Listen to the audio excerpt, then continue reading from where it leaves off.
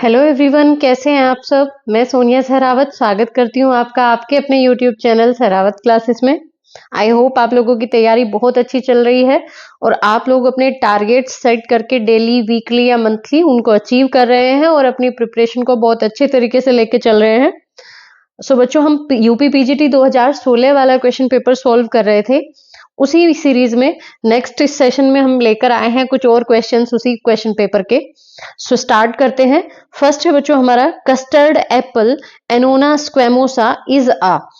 Custard apple किस type का fruit है? ऑप्शंस हमारे पास क्या क्या है? Composite fruit, simple fruit, aggregate fruit या साइकोनस फ्रूट। तो सबसे पहले बात करें बच्चों, कितने टाइप के फ्रूट होते हैं? सिंपल फ्रूट, कंपोजिट फ्रूट और एग्रीगेट फ्रूट, ये टाइप्स हैं फ्रूट के। जो ये साइकोनस फ्रूट दिया हुआ है, it is a type of composite fruit. ये किसका टाइप है? कंपोजिट फ्रूट का ही टाइप है। सिंपल क्या होता है बच्चों? जिसमें एक सिंगल ओवरी से, आप ये जानते हो पूरा फ्लावर की स्ट्रक्चर, कि यहाँ पर लास्ट बिल्कुल इनर वर्ल्ड जो होता है फ्लावर में, 4 वर्ल्ड होते हैं। सबसे बाहर की तरफ जो ग्रीन लीफ लाइक स्ट्रक्चर होती है उनको बोलते हैं सेपल्स, और ये बहुत बेसिक सी चीजें हैं। उसके बाद जो कलरफुल पार्ट होता है फ्लावर का उसको बोलते हैं पेटल्स, और सेपल्स का जो वर्ल्ड बनता है पूरा उसको बोलते हैं कैलिक्स, और पेटल्स का जो वर्ल्ड होता है उसको बोलते हैं Corolla. After that third world जो होता है दैट इज एंड्रोसियम, यानी कि मेल वाला पार्ट जो है, मेल रिप्रोडक्टिव पार्ट फ्लावर का। एंड्रोसियम की जो यूनिट होती है उसको स्टैमेन बोलते हैं, और स्टैमेन में ये पार्ट फिलामेंट होता है, ये एंथर होता है। एंड लास्ट जो फोर्थ इनर वर्ल्ड होता है उसको बोलते हैं गाइनोसियम, और गाइनोसियम की जो यूनिट है वो है कार्पल। और ये जो एक फ्लावर में एक कार्पल भी हो सकती है, एक से ज्यादा भी हो सकती है। तो एक कार्पल जो है, इसके 3 पार्ट है। ये वाला पार्ट क्या है? Stigma, and this one is style, and lower जो ये सोलन पार्ट है this is ovary. So ovary है, स्टाइल है और स्टिग्मा है। सो ये जो ओवरी है वाला पार्ट होता है बच्चों, इससे फ्रूट डेवलप होता है। अगर सिंगल ओवरी से फ्रूट डेवलप हो रहा है उसको बोलते हैं सिंपल फ्रूट। अगर ये कई सारी ओवरीज हैं और सारी ओवरी जो है वो अलग अलग कार्पल्स की और अलग अलग फ्लावर्स की हैं, अलग अलग फ्लावर्स की, कई सारे फ्लावर्स, पूरे समझ लो एक इन्फ्लोरेसेंस है फ्लावर्स का, उससे अगर फ्रूट डेवलप हो रहा है that is composite fruit. Aggregate fruit, जो कि हमारा आंसर है यहाँ बच्चों, कस्टर्ड एप्पल जो है वो किस तरह का फ्रूट है? एग्रीगेट फ्रूट है। एग्रीगेट फ्रूट कैसा होता है बच्चों? ये बना होता है बहुत छोटे छोटे सिंगल फ्रूट से, कई सारे छोटे छोटे फ्रूट से बना होता है, सिंगल फ्रूट से, बट वो एक ही फ्लावर के अंदर होती हैं। सारी ओवरी जो है वो, जिन ओवरीज से वो फ्रूट्स डेवलप हुए हैं बहुत सारे छोटे छोटे, वो एक ही फ्लावर के अंदर है। कंपोजिट में क्या होता है? सारे फ्लावर ही अलग अलग होते हैं। तो बहुत सारे फ्रूट्स इसमें भी हैं, इसमें भी हैं, बट ये अलग अलग फ्लावर के हैं। और ये एग्रीगेट वाले क्या होते हैं? एक ही फ्लावर में डिफरेंट कार्पल्स या डिफरेंट ओवरीज से डेवलप हुए हैं। और इनकी जो यूनिट होती हैं वो छोटे छोटे फ्रूट्स जो होते हैं उनको बेरीज या ड्रूपलेट्स या एकीन्स या फोलिकल्स या फिर समाराज ऐसे बोलते हैं। साइकोनस फ्रूट के अंदर क्या आते हैं बच्चों? फिग्स वगैरह आती हैं, अंजीर वगैरह। सो आंसर हमारा यहाँ क्या हो गया? एग्रीगेट फ्रूट है कस्टर्ड एप्पल। नेक्स्ट क्वेश्चन देखिए बच्चों हमारा, एम्फीफ्लोइक साइफोनोस्टील इज फाउंड इन। ऑप्शन हमारे पास क्या क्या है? लाइकोपोडियम, एफिड्रा, सिलेजिनेला और मार्सिलिया। आंसर यहाँ हो जाएगा बच्चों Marsilea, that is an aquatic fern. ये एक एक्वेटिक फर्न है, टेरिडोफाइट्स है। और एम्फीफ्लोइक साइफोनोस्टील का क्या मीनिंग है बच्चों? जो हमारी स्टील होती है, स्टील किसको बोलते हैं हम? वेस्कुलर बंडल वाला जो पोर्शन होता है किसी भी प्लांट के स्टेम या रूट में, हम अगर एनाटॉमी देखें तो यहाँ पर जाइलम है, जाइलम और फ्लोएम एक रेडियस पर भी अरेंज हो सकते हैं। जाइलम और फ्लोएम का अरेंजमेंट किस तरह हो सकता है बच्चों? अगर जाइलम और फ्लोएम जो है वो इस तरह से है कि एक रेडियस पर क्या है? जाइलम है और फिर यहाँ फ्लोएम है, फिर जाइलम है, फिर यहाँ फ्लोएम है, तो उसको रेडियल अरेंजमेंट बोलते हैं। और अगर एक ही रेडियस के ऊपर यहाँ जाइलम है सपोज और यहाँ पर फ्लोएम है, उसको क्या बोलते हैं? कॉन्जॉइंट अरेंजमेंट बोलते हैं। तो एम्फीफ्लोइक क्या होता है बच्चों? जिसमें यहाँ जाइलम हो गया, सपोज ये जाइलम है और जाइलम के दोनों तरफ फ्लोएम है, इधर भी फ्लोएम है और इधर भी फ्लोएम है, कॉन्जॉइंट का ही टाइप है ये, जिसमें जाइलम के दोनों साइड फ्लोएम होता है, उसको एम्फीफ्लोइक साइफोनोस्टील बोलते हैं और मार्सिलिया का कैरेक्टरिस्टिक फीचर है। नेक्स्ट क्वेश्चन है बच्चों हमारा, duplication of which region is expressed as bar eye character in Drosophila. किस रीजन का डुप्लीकेशन होता है और बार आई कैरेक्टर आता है ड्रोसोफिला में? जेनेटिक्स का ही हमारा क्वेश्चन बनता है। बार आई क्या होती है बच्चों? इसमें जो आई शेप है वो राउंड के प्लेस पर कैसी हो जाती है? आईज डिस्टिंक्ट आई शेप हो जाती है, ऐसी थिनर आईज हो जाती हैं। सो होता किस वजह से है ये? एक्स क्रोमोसोम के 16A पार्ट में डुप्लीकेशन होने की वजह से। सो ये आपको लर्निंग वाला क्वेश्चन है, याद रखने वाली चीज है कि एक्स क्रोमोसोम के 16A पार्ट के डुप्लीकेशन होने से बार आई कैरेक्टर आता है किसमें, ड्रोसोफिला में। नेक्स्ट देखिए बच्चों, isobilateral arrangement of spores in spore tetrad is reported in which plant.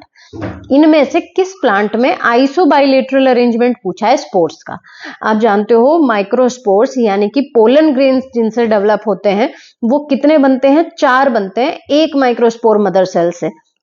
अगर हम स्टैमन का डेवलपमेंट देखें, स्टैमन के माइक्रोस्पोरोजेनेसिस देखें, मेल वाले पार्ट से माइक्रोस्पोर्स का बनना देखें, तो एक माइक्रोस्पोर मदर सेल से मियोसिस डिवीजन होकर, मियोसिस फर्स्ट और सेकंड, कितने माइक्रोस्पोर्स बनते हैं, 4 माइक्रोस्पोर। और वो चारों माइक्रोस्पोर्स एक साथ फ्यूज रहते हैं, बाद में वो एक दूसरे से अलग होकर पोलन ग्रेन्स बनते हैं, तो उसको टेट्राड बोलते हैं। अब वो कितने टाइप का होता है बच्चों, इन्होंने पूछा आइसोबाइलेटरल। इसके अलावा और 4 टाइप हैं जो अलग अलग इनके अरेंजमेंट के बेसिस पर है। जो ये स्पोर्स हैं ये किस तरह से अरेंज है उस बेसिस पर 5 तरह का होता है। यहां पर ऑप्शंस हमारे पास क्या क्या है, रिक्सिया पर्सोनी, मर्चेंसिया पामेटा, पेलिया एपिफाइला, एंथोसिरोस लेविस। यहां आंसर हो जाएगा बच्चों रिक्सिया पर्सोनी, जिसमें आइसोबाइलेटरल अरेंजमेंट होता है स्पोर्स का। अब समझिए आइसोबाइलेटरल और ये सब चीज है क्या। सबसे पहला टाइप जो होता है बच्चों वो होता है लीनियर। लीनियर में क्या होता है, चारों जो माइक्रोस्पोर्स हैं वो ऐसे लीनियर अरेंज रहते हैं एक दूसरे के बाद। दूसरा होता है बच्चों टी शेप्ड। इस तरह की जो शेप होगी 1 2 3 4, 4 माइक्रोस्पोर इस तरह से अरेंज है, इसको टी शेप बोलते हैं। नेक्स्ट है बच्चों डेक्यूसेट। डेक्यूसेट में क्या है, 2 स्पोर्स इस तरह से सामने यहां है ऊपर और एक स्पोर नीचे है और एक स्पोर उसके पीछे होगा। नेक्स्ट है बच्चों टेट्राहेड्रल। टेट्राहेड्रल में क्या होता है, 3 स्पोर सामने से दिखाई दे रहे हैं 1 2 3 और एक स्पोर इसके पीछे होगा। एंड आइसोबाइलेटरल जो हमारा पूछा था, आइसोबाइलेटरल में क्या होगा, चारों स्पोर्स इस तरह से अरेंज होते हैं, सामने से के व्यू में दिखाई देंगे ऐसे 4। सो आंसर यहाँ रिक्सिया पर्सोनी हो जाएगा बच्चों। नेक्स्ट है बच्चों इन angiosperm the megasporangium is represented bye. Angiosperm में मेगास्पोरेंजियम किससे रिप्रेजेंट होता है। ऑप्शंस है हमारे पास क्या क्या, कार्पल है, ओवरी है, ओव्यूल है और एम्ब्रियो सैक है। यहां आंसर बच्चों ओव्यूल हो जाएगा। एंजियोस्पर्म में पूछा है मेगास्पोरेंजियम किस पार्ट से रिप्रेजेंट किया जाता है। अभी हमने फ्लावर की स्ट्रक्चर देखी बच्चों, और फ्लावर में जो इनर वर्ल्ड बताया, मैंने बताया आपको गाइनोसियम, फीमेल रिप्रोडक्टिव पार्ट जो होता है, और गाइनोसियम में भी की जो यूनिट है वो क्या है बच्चों, कार्पल। और कार्पल के 3 पार्ट है, ओवरी, स्टाइल और स्टिग्मा। अब इन्होंने पूछा है तो कार्पल तो नहीं होगा, ओवरी, ओव्यूल, एम्ब्रियो सैक, यानी कि इस वाले पार्ट की बात की है पूरे की। ये पूरा क्या है बच्चों, ओवरी। और ओवरी के अंदर क्या रहता है, ये यहां से यहां तक ये पूरा क्या है, कार्पल। ये पूरा क्या है, कार्पल। ये इतना, ये वाला जो पोर्शन है ये क्या है, ओवरी। और फिर इसके अंदर होता है ओव्यूल और उसके अंदर होता है एम्ब्रियो सैक। तो एम्ब्रियो सैक नहीं बोलते मेगास्पोरेंजियम। मेगास्पोरेंजियम किसको बोलेंगे बच्चों, जिसके अंदर मेगास्पोर्स बनेंगे, और मेगास्पोर मदर सेल बनेगी, उससे मेगास्पोर बनेंगे और एक मेगास्पोर डेवलप होगा फिर किसमें, एम्ब्रियो सैक में। यहां पर ना हर चीज के लिए 2 टर्म यूज होती हैं। जैसे मेगास्पोरेंजियम किसको बोल रहे हैं, ओव्यूल को बोल रहे हैं, और जो अंदर इसके एम्ब्रियो सैक है ना, इसको बोलते हैं फीमेल गैमेटोफाइट, बिकॉज इसके अंदर फीमेल गैमेट्स प्रोड्यूस होते हैं। ये फीमेल गैमेटोफाइट और embryo sac, female gametophyte. Basic question है बच्चों ये बहुत, जिसने 12th एनसीईआरटी बायोलॉजी भी पढ़ी होगी वो भी इसका आंसर कर सकता है। फीमेल गैमेटोफाइट किसको बोलते हैं, एम्ब्रियो सैक को। और ओव्यूल को क्या बोलते हैं, मेगास्पोरेंजियम, बिकॉज इसी की एक सेल मेगास्पोर मदर सेल बन जाती है, और मेगास्पोर मदर सेल से 4 मेगास्पोर बनते हैं। और फीमेल में ये बात होती है, वहां पर तो माइक्रोस्पोर मदर सेल से 4 माइक्रोस्पोर बने हैं, चारों से पोलन ग्रेन बनेंगे। और यहाँ पर एक मेगास्पोर मदर सेल से 4 मेगास्पोर बनते हैं, बट उनमें से 3 डीजनरेट हो जाते हैं और एक ही मेगास्पोर डेवलप होता है किसमें, एम्ब्रियो सैक में। और एम्ब्रियो सैक की स्ट्रक्चर आपको पता है, तो वहां पर 3 एंटीपोडल सेल्स होती हैं। यहाँ पर पोलर न्यूक्लियाई या सेंट्रल सेल होती है जिसमें 2 न्यूक्लियाई प्रेजेंट होते हैं, और यहाँ पर एक सेंटर में एग सेल होती है और ये 2 साइड वाली सिनर्जेड्स होती हैं। इस तरह एम्ब्रियो सैक या फीमेल गैमेटोफाइट एक 7 सेल्ड और 8 न्यूक्लिएट स्ट्रक्चर होती है ये। सो मेगास्पोरेंजियम हम कहेंगे किसको, ओव्यूल को। ओव्यूल ये तो बच्चों एम्ब्रियो सैक हुआ। ओव्यूल कैसी स्ट्रक्चर है, ओव्यूल इस तरह की स्ट्रक्चर है कुछ, जिसमें 2 इंटेग्यूमेंट होते हैं, और ये जिस पार्ट से अटैच रहता है ओवरी से उसको फ्यूनिकल बोलते हैं, जो स्टॉक लाइक स्ट्रक्चर होती है। और जो पूरा ओव्यूल की बॉडी है और ये फ्यूनिकल है, इसके जंक्शन को हाइलम बोलते हैं। और यहाँ पर दो इंटेग्यूमेंट हैं, ये दो कवरिंग, जिस जगह को ये इन्होंने सराउंड नहीं किया हुआ है उसको माइक्रोपाइल बोलते हैं, माइक्रोपाइल ओपनिंग होती है ये एक। और यहाँ पर ये जो अंदर टिश्यू है इसको न्यूसेलस बोलते हैं, जिसके अंदर रिजर्व फूड मटेरियल रहता है, न्यूसेलस। और अंदर ये फिर होता है एम्ब्रियो सैक। तो पूरे ओव्यूल को क्या बोलते हैं? ओव्यूल को कहते हैं megasporangium.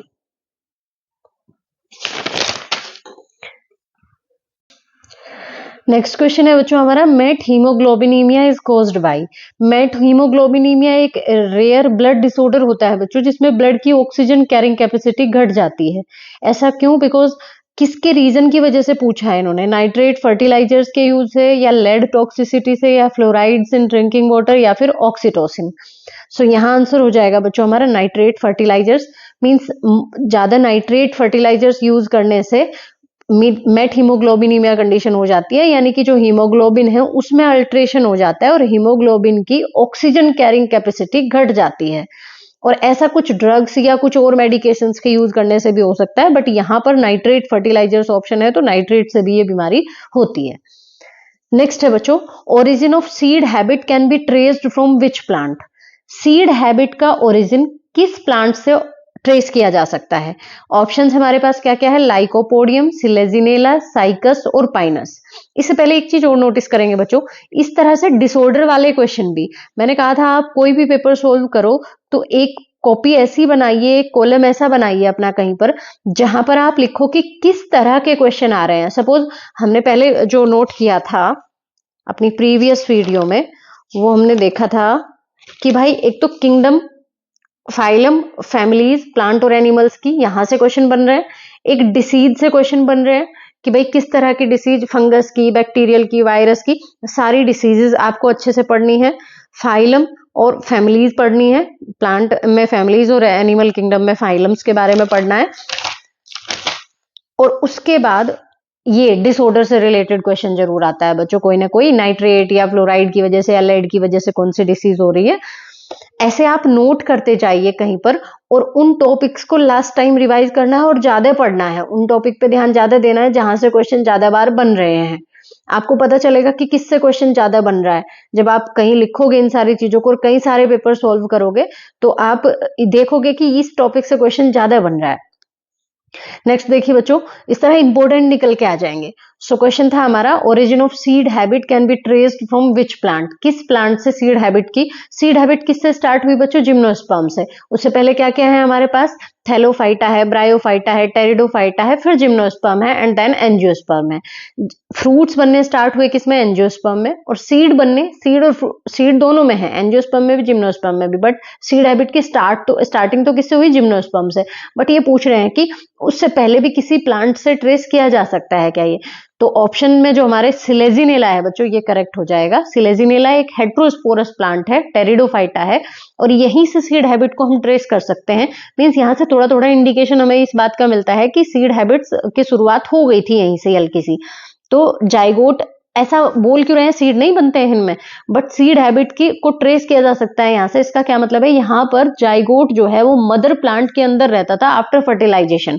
Zygote is retained inside the mother plant after fertilisation, यानी सीड हैबिट की कुछ ना कुछ हम स्टार्टिंग मान सकते हैं यहाँ से, सिलेजिनेला प्लांट से ट्रेस मिलते हैं यहाँ से इसके। नेक्स्ट देखिए बच्चों, the blood capillaries of intestinal villi can not absorb.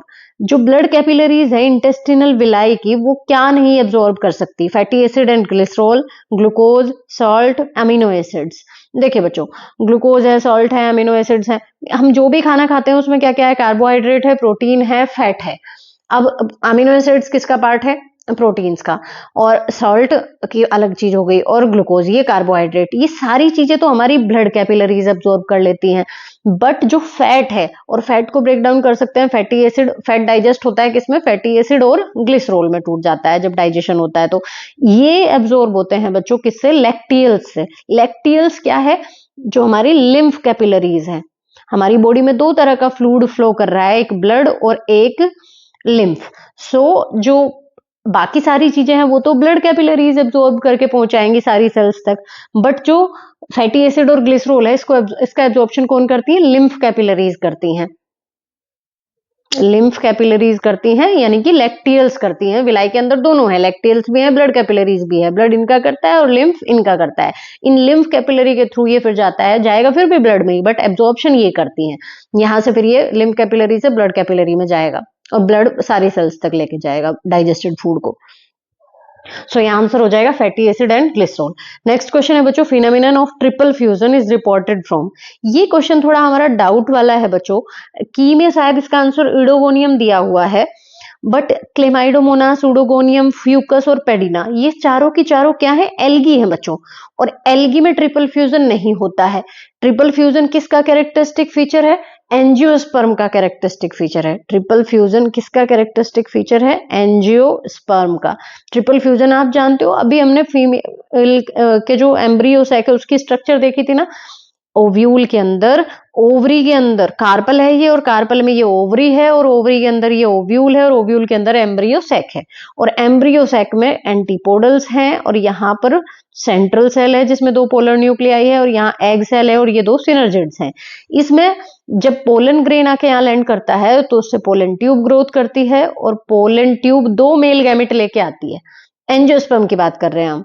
2 male gamete जो है वो यहां से स्टाइल से होते हुए यहां पहुंचते हैं, और एक मेल गैमेट इस एग सेल के साथ फ्यूज हो जाता है जिसको सिनगेमी बोलते हैं, और एक मेल गैमेट यहां पर फ्यूज हो जाता है किसके साथ, इन 2 पोलर न्यूक्लियाई या सेंट्रल सेल के साथ। इनके फ्यूजन से, एक मेल गैमेट और इस पोलर न्यूक्लियाई के फ्यूजन से एंडोस्पर्म बनता है, और मेल गैमेट और फीमेल गैमेट यानी एग के फ्यूजन से जाइगोट बनता है, उससे एम्ब्रियो बनता है और नया प्लांट बनता है। और एंडोस्पर्म इस डेवलप करते हुए एम्ब्रियो को न्यूट्रिशन प्रोवाइड करता है। This is triple fusion. Triple fusion किसको बोल रहे हैं, triple fusion, double fertilisation, sorry, ये पूरी प्रोसेस क्या है, डबल फर्टिलाइजेशन। और ट्रिपल फ्यूजन इसको बोलेंगे, ये जो 2 पोलर न्यूक्लियाई थे और एक मेल गैमेट था, ये 2 पोलर न्यूक्लियाई और एक ये मेल गैमेट, इनके फ्यूजन को ट्रिपल फ्यूजन बोलते हैं, और इसको सिनगेमी बोलते हैं, और इस पूरी प्रोसेस को डबल फर्टिलाइजेशन बोलते हैं। तो ये कैरेक्टरिस्टिक फीचर है किसका, एंजियोस्पर्म का। तो इनमें से वैसे कोई भी करेक्ट नहीं बैठता है, बट मे बी इसका की में आंसर यूडोगोनियम दिया हुआ था, तो ये डाउट वाला क्वेश्चन है बच्चों। नेक्स्ट देखिए बच्चों, हर्कोगेमी इज फाउंड इन। हर्कोगेमी किस में पाई जाती है, कॉटन, कैलोट्रोपिस, मैरीगोल्ड और बाजरा। बड़ा कॉमन सा क्वेश्चन है बच्चों।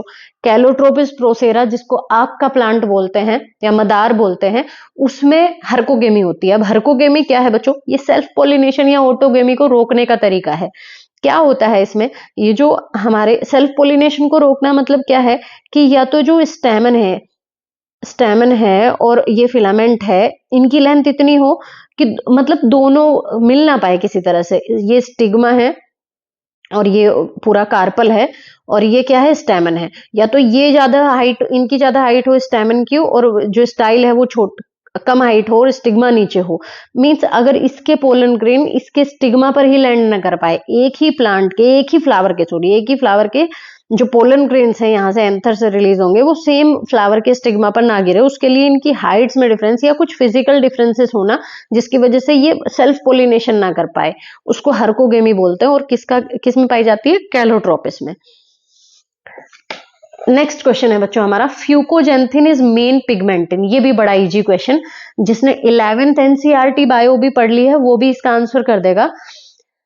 फ्यूकोजेंथिन बच्चों ब्राउन एल्गी में मिलता है। रेड एल्गी, ब्राउन एल्गी और ग्रीन एल्गी में जब हम डिफरेंसेस पढ़ते हैं तो वहां देखते हैं फ्यूकोजेंथिन किसमें पाया जाने वाला पिगमेंट है, फ्यूकोजेंथिन ब्राउन एल्गी में। और इनमें से अगर हम ब्राउन एल्गी पूछे आपसे तो आपका आंसर हो जाएगा एक्टोकार्पस। एक्टोकार्पस एक ब्राउन एल्गी है, फियोफाइसी ब्राउन एल्गी के ग्रुप को बोलते हैं। और वोल्वोक्स और कारा दोनों क्या है, ग्रीन एल्गी है। सो इनमें तो नहीं होगा फ्यूकोजेंथिन। और साइटोनिमा जो है बच्चों, ये क्या है, ये एक फोटोसिंथेटिक साइनोबैक्टीरिया है। ये एल्गी है ही नहीं, ये क्या है, ब्लू ग्रीन एल्गी है, यानी साइनोबैक्टीरिया है। तो आंसर यहाँ क्या हो जाएगा, एक्टोकार्पस। नेक्स्ट क्वेश्चन है बच्चों, गाइनोबेसिक स्टाइल इज फाउंड इन। ये फैमिली से रिलेटेड क्वेश्चन आ गया फिर, और फैमिली के भी मेन कैरेक्टरिस्टिक्स पढ़िए कि इस फैमिली का ये मेन कैरेक्टरिस्टिक फीचर है। तो गाइनोबेसिक स्टाइल इनमें से किस फैमिली का कैरेक्टरिस्टिक फीचर है, एस्टेरेसी, लेमिएसी, रेननकुलेसी या रोजेसी। यह आंसर हो जाएगा बच्चों लेमिएसी, या लेबिएटी फैमिली भी बोलते हैं इसको, या फिर मिंट फैमिली भी बोलते हैं। मिंट, बेसिल, रोजमेरी, ओरिगेनो, ये प्लांट आते हैं इसके अंदर। क्या मतलब है बच्चों गाइनोबेसिक स्टाइल का, कि जो ओवरी होती है ना वो कहाँ होती है, बेसल पार्ट बनाती है, और बाकी सारे पार्ट जो है उसके ऊपर से निकलते हैं।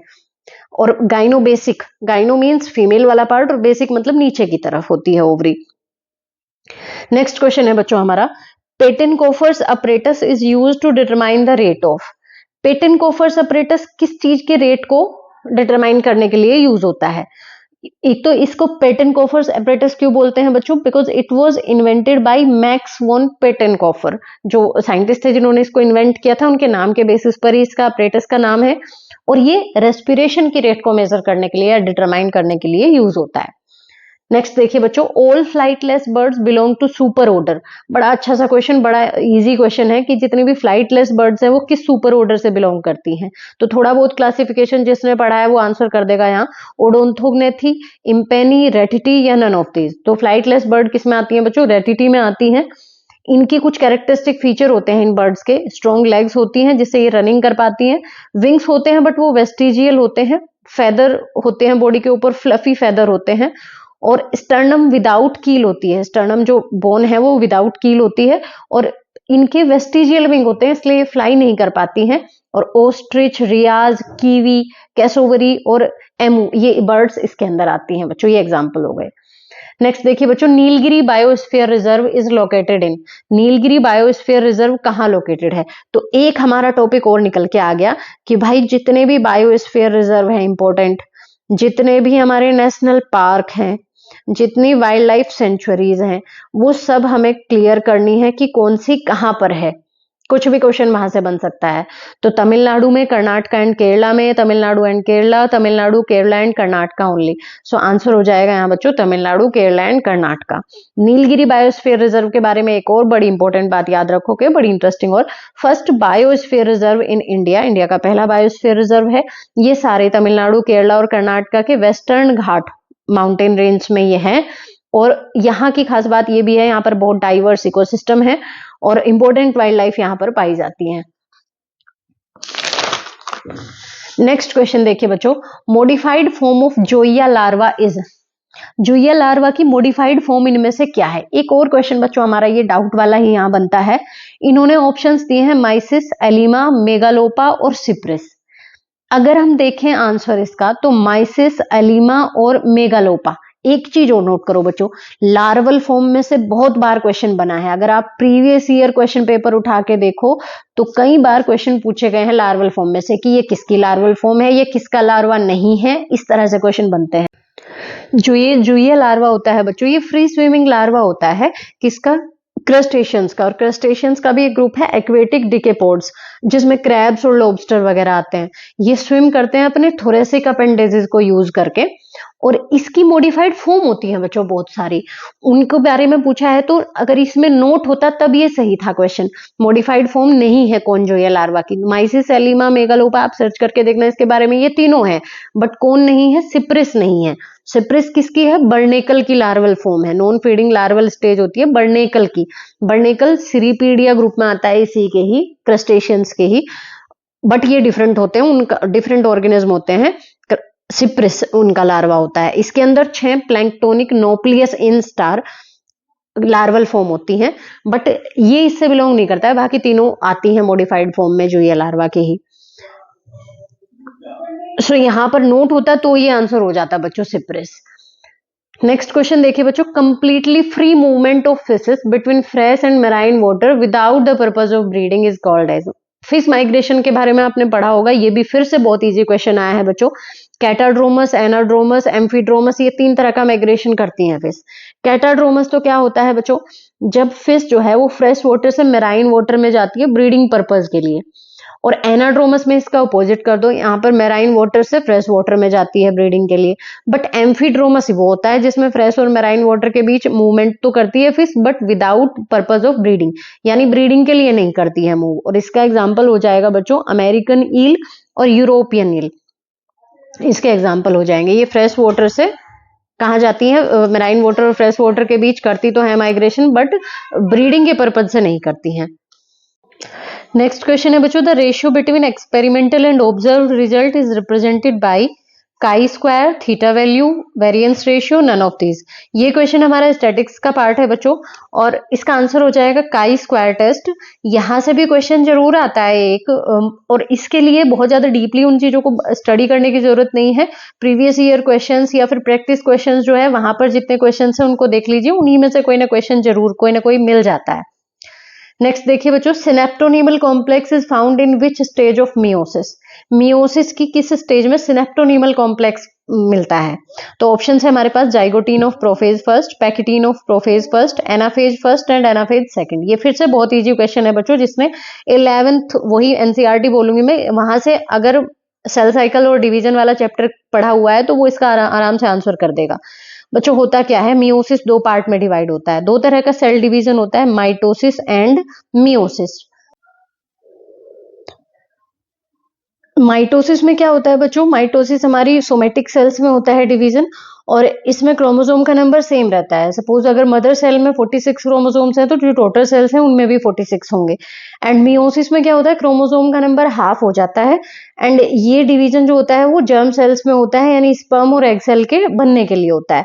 तो मियोसिस को दो फेज में डिवाइड किया गया है, मियोसिस फर्स्ट और मियोसिस सेकेंड। जो मियोसिस फर्स्ट है इसके भी 4 फेज हैं, फिर प्रोफेज, मेटाफेज, एनाफेज और टेलोफेज, और मियोसिस सेकेंड की भी ऐसे ही। इसकी जो फेज है उनको prophase first, metaphase first, anaphase and telophase first बोलते हैं, और इस वाली को क्या बोलते हैं, prophase second, metaphase second, anaphase second और टेलोफेज सेकंड। 8 फेज में जाके कंप्लीट होता है। इन दो, इस पहली वाली की जो 4 फेज है इनमें क्या होगा, 2 सेल बनेंगी और फिर इसी में 4 सेल बन जाएंगे। इस तरह से एक सेल से 4 सेल, जैसे हमने पीछे पढ़ा एक माइक्रोस्पोर मदर सेल से 4 माइक्रोस्पोर बन रहे हैं, ऐसे ही एक स्पर्म मदर सेल से क्या होता है, 4 बनते हैं स्पर्म।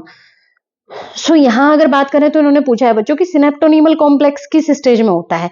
यहां से क्वेश्चन इसी तरह का बनता है बच्चों कि किस फेज में किस फेज के क्या कैरेक्टरिस्टिक फीचर है, मींस किस फेज में क्या क्या स्टेजेस होती हैं, क्या क्या चेंजेस आते हैं सेल के अंदर।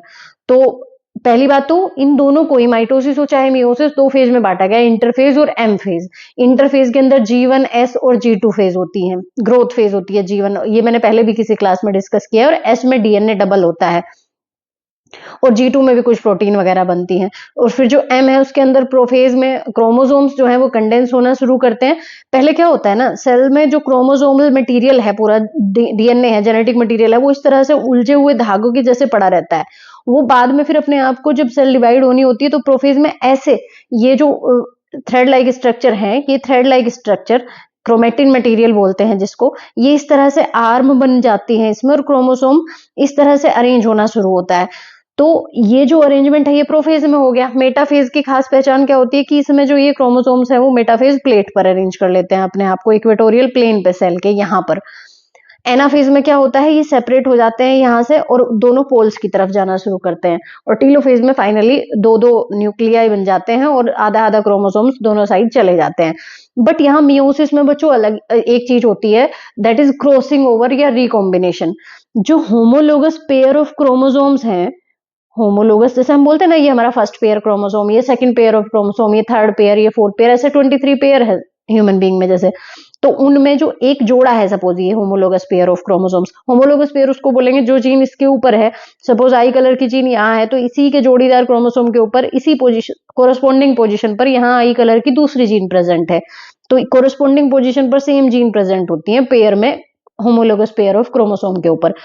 और मैंने क्रोमोसोम में एक चीज बताई थी बच्चों, इसको बोलते हैं क्रोमेटिड। ये सेंट्रोमियर है, ये बीच वाला पार्ट तो, और इस पे 2 क्या लगे हुए हैं, क्रोमेटिड। एक क्रोमेटिड ये है और एक क्रोमेटिड ये है, ये दोनों तो सिस्टर क्रोमेटिड है एक दूसरे के। अगर मैं दूसरा होमोलोगस क्रोमोसोम बना दूं इसका पेयर का, तो ये वाला की अगर मैं बात करूं इसका ये वाला, तो ये क्या हो जाएंगे, नॉन सिस्टर क्रोमेटिड्स।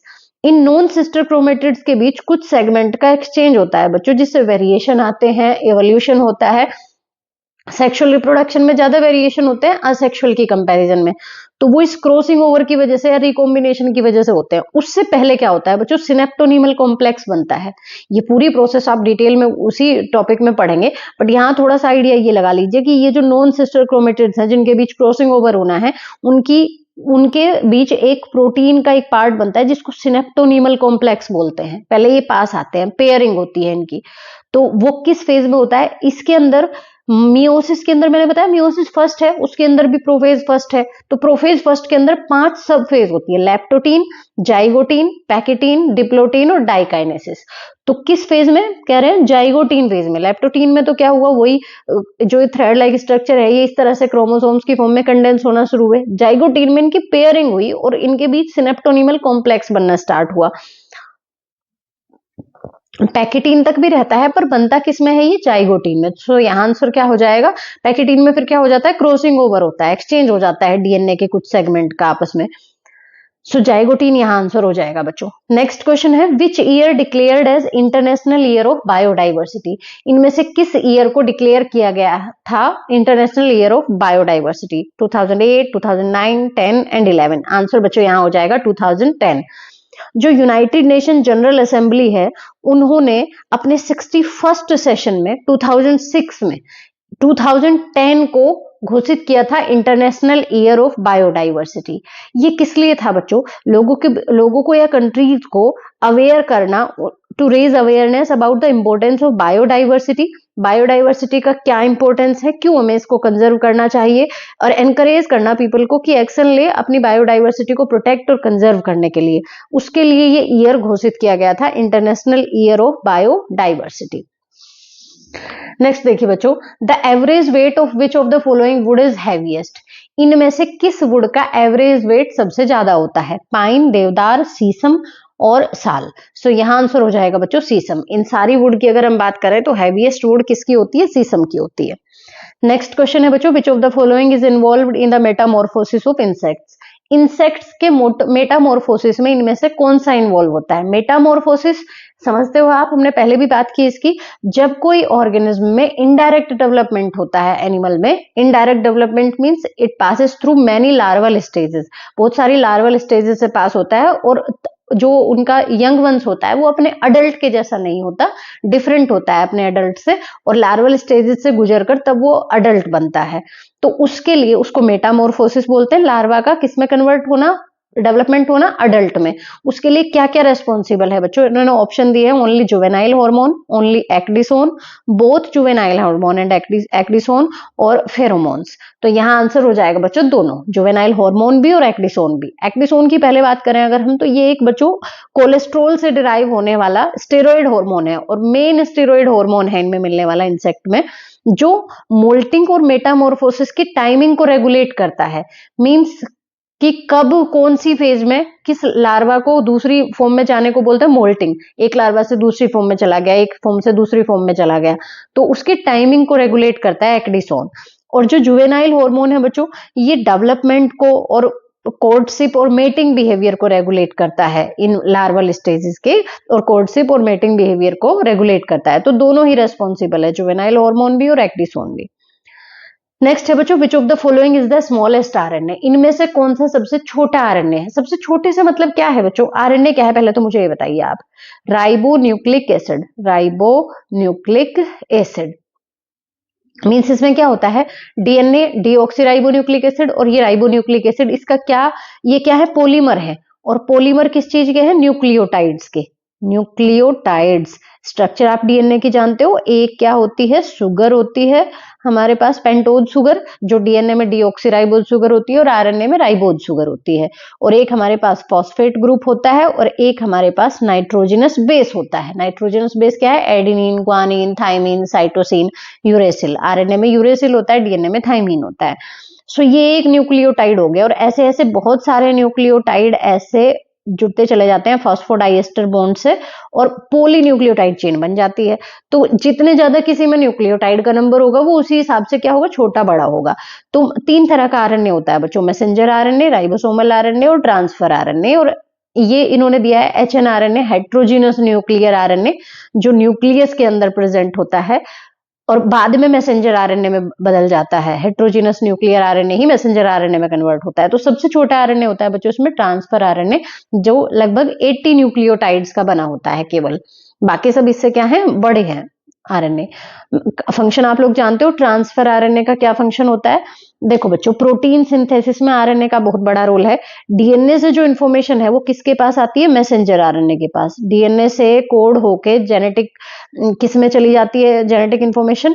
आरएनए के पास, मैसेंजर आरएनए के पास। और मैसेंजर आरएनए के पास क्या होते हैं? कोडोन होते हैं बच्चों, ट्रिपलेट होते हैं। जो सपोज ये क्या है? AUG, ये क्या है? GUC।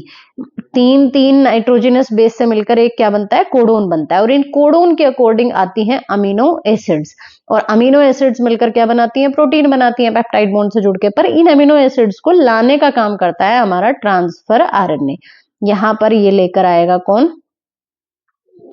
ये हमारा ट्रांसफर आरएनए है जो लेकर आता है किसको? अमीनो एसिड्स को लेकर आता है। किसके अकॉर्डिंग? कोडोन के अकॉर्डिंग। मैसेंजर आरएनए के ऊपर इंफॉर्मेशन आई डीएनए के अकॉर्डिंग, और फिर मैसेंजर आरएनए के पास जो इंफॉर्मेशन है उस कोडोन को रीड करना, और उसके अकॉर्डिंग यहाँ पर रीड करने के लिए एंटी कोडोन होता है इसके पास, उसके अकॉर्डिंग क्या लेके आना? अमीनो एसिड लेकर आना प्रोटीन सिंथेसिस के लिए। ये किसका फंक्शन है? ट्रांसफर आरएनए का। नेक्स्ट क्वेश्चन है बच्चों हमारा, family Cucurbitaceae belongs to. Cucurbitaceae family किस ऑर्डर से बिलोंग करती है? तो ये भी फैमिली से रिलेटेड ये क्वेश्चन आ गया बच्चों हमारा फिर से। तो बेंथम और हुकर का क्लासिफिकेशन, तो एक चीज और नोट कर लीजिए बच्चों, क्लासिफिकेशन आपको पढ़ना है, और क्लासिफिकेशन भी बेंथम एंड हुकर का जरूर पढ़ना है आपको। वहां से ऑर्डर से रिलेटेड या सुपर ऑर्डर या सीरीज विरीज के से रिलेटेड कुछ भी क्वेश्चन बन सकता है। तो बेंथम एंड हुकर का क्लासिफिकेशन आप देखोगे तो पेसिफ्लोरेंस ऑर्डर में रखा गया है फैमिली कुकुरबिटेसी को। उसको कई बार पढ़ना है जिससे थोड़ा थोड़ा ये हमें पता चल जाए कि किस ऑर्डर के अंदर कौन कौन सी फैमिलीज है। देख के कम से कम हमें याद आ जाए कि ये वाली फैमिली तो इस ऑर्डर के अंदर है। नेक्स्ट क्वेश्चन है बच्चों, the micronucleus of paramecium is. Paramecium का जो माइक्रोन्यूक्लियस होता है वो कैसा होता है? डिप्लॉइड, पॉलीप्लॉइड, नॉन रिप्रोडक्टिव, या the main source of RNA? ये भी जिसने पैरामीशियम पढ़ लिया वो आराम से आंसर कर देगा बच्चों इसका। जो माइक्रोन्यूक्लियस है, दो तरह के न्यूक्लियस होते हैं पैरामीशियम के पास। कौन कौन से? एक माइक्रोन्यूक्लियस और एक मैक्रोन्यूक्लियस। जो मैक्रोन्यूक्लियस होता है वो होता है बच्चों पॉलीप्लॉइड, और वो होता है नॉर्मल सेल फंक्शंस के लिए। सेल के बाकी जो फंक्शंस होते हैं सारे रिप्रोडक्शन के अलावा उन सबको रेगुलेट करता है। और जो माइक्रो है, छोटे वाला न्यूक्लियस जो है, ये डिप्लॉइड होता है नेचर में, और ये सेक्सुअल रिप्रोडक्शन को देखता है। सेक्सुअल रिप्रोडक्शन के लिए छोटे वाला माइक्रोन्यूक्लियस जो कि डिप्लॉइड होता है, और अदर फंक्शंस के लिए सेल के मैक्रोन्यूक्लियस कंट्रोल करता है अदर फंक्शंस को, और ये पॉलीप्लॉइड होता है। सो बच्चों, आज के इस सेशन में इतना ही। अगर आपको वीडियो से इन क्वेश्चन पेपर को सोल्व करने से अपने कुछ कॉन्सेप्ट क्लियर होते हैं और हेल्प मिलती है प्रैक्टिस में, तो वीडियो को लाइक करें और शेयर करें अपने फ्रेंड्स के साथ, और चैनल को सब्सक्राइब करें बच्चों। मिलते हैं नेक्स्ट वीडियो में नए टॉपिक और नए क्वेश्चंस के साथ। तब तक के लिए पढ़ते रहिए, खुश रहिए। Thank you for watching.